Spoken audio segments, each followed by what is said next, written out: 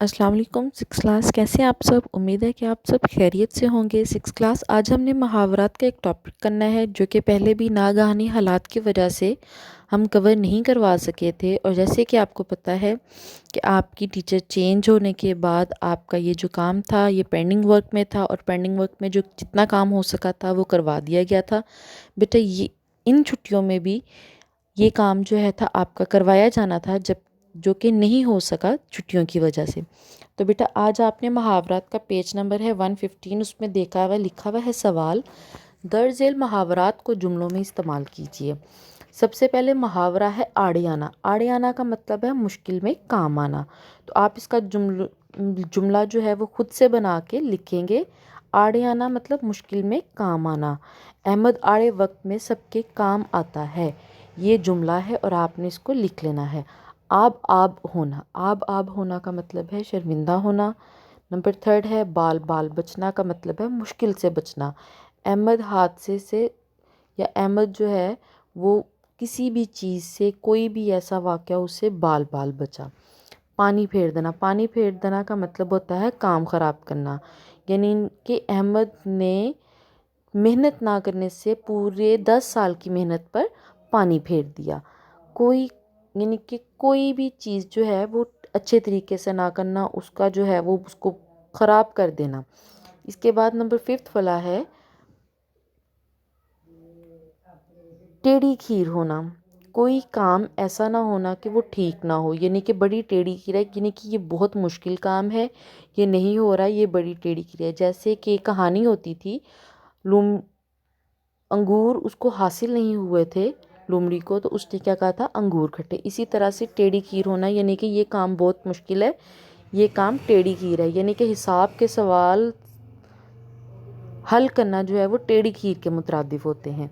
इसके बाद आता है जंगल में मंगल होना। जंगल में मंगल होना का मतलब है बहुत ज़्यादा रौनक हो जाना।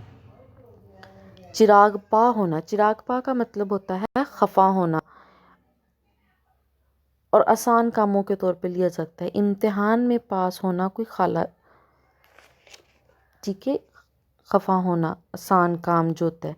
खाला जी का घर होना जो होता है वो आसान काम होता है, यानी कि इम्तिहान में पास होना कोई खाला जी का घर नहीं है। इसके बाद है ढेर हो जाना। ढेर हो जाना का मतलब होता है कोई काम ना कर सकना, वहाँ पे ही थक जाना, रुक जाना। इसके बाद दुख होना, जो हमारा मिस हो गया था वो है दुख होना। दिल भर आना का मतलब है दुख होना। दुख होना के बाद आ जाता है रास आना। रास आना होता है मुबारक होना, मुवाफिक होना, ठीक होना किसी चीज़ का, यानी कि अमल को बाहर का माहौल रास आ गया। जहर उगलना। जहर उगलना का मतलब है किसी की लगाई बुझाई करना, यानी कि अहमद अकरम के ख़िलाफ़ सबके सामने बहुत जहर उगलता है। इसके बाद आता है ज़ुबान देना, यानी कि वादा करना, इसने मुझे अगले महीने पैसे वापस करने की ज़ुबान दी हुई है।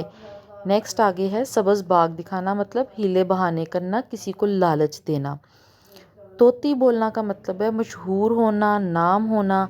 हम इसको अगर जुमले में ले सकते हैं तो हम कह सकते हैं कि खूब तोती बोलता है इन दिनों से याद का, यानी कि किसी भी शायर का नाम या आप यूज़ कर सकते हो इसमें, कि खूब मशहूर होना, उसका खूब नाम हुआ है, किसी का नाम यानी कि डैश का खूब आजकल तोती बोल रहा है। उसके बाद है फातिहा पढ़ना। फातिहा का पढ़ना का मतलब है मायूस हो जाना। कलम करना का मतलब है काट देना, उस चीज़ को ख़त्म करना, यानी कि ज़ुबान कलम करना, ज़ुबान काट देना, ख़त्म कर देना किसी भी चीज़ को।